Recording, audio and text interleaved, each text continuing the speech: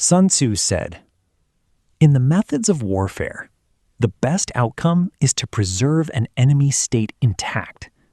The next best is to destroy it.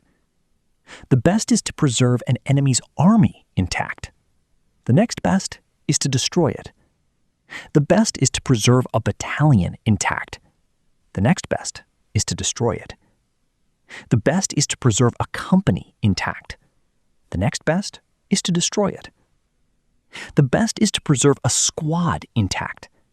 The next best is to destroy it."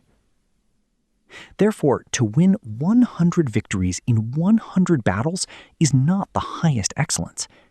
The highest excellence is to subdue the enemy without fighting.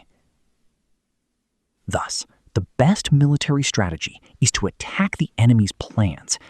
Next is to disrupt his alliances. Next is to attack his army. And the worst is to besiege fortified cities. Siege warfare is only done when absolutely necessary. To build protective shields, siege wagons, and other equipment takes 3 months. To construct earthworks and siege ramps takes another 3 months. A general who cannot restrain his anger and sends his troops to scale walls like ants will lose 1/3 of his men without taking the city. This is the disaster of siege warfare. Therefore, those skilled in warfare subdue the enemy without battle, capture cities without assault, and destroy states without prolonged war. They strive for complete victory under heaven, so their armies are not exhausted, and victory is preserved. This is the method of strategic attack. In warfare, if you have 10 times the enemy's strength, you should surround them. 5 times, you should attack. Twice as many, divide them. Equal strength, you may engage. Fewer, you should defend. Weaker, you should avoid. Thus, a smaller force that resists stubbornly will become captive to a stronger one.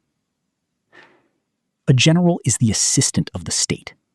When his support is complete, the state is strong. When it is defective, the state is weak. There are 3 ways a ruler can bring disaster upon his army.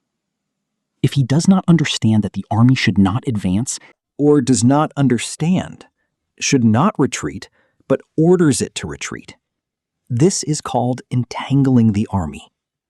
If he interferes with military affairs without understanding them, the soldiers become confused.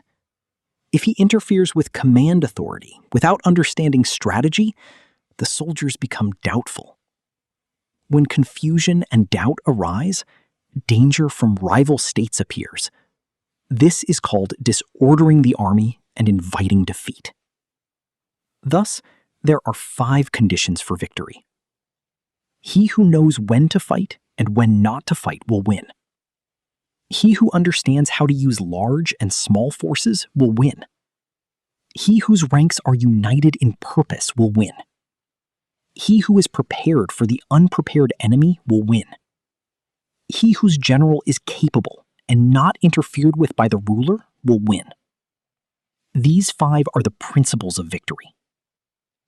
Therefore it is said, if you know the enemy and know yourself, you will not be imperiled in 100 battles. If you know yourself but not the enemy, you will win one and lose one. If you know neither the enemy nor yourself, you will be imperiled in every battle.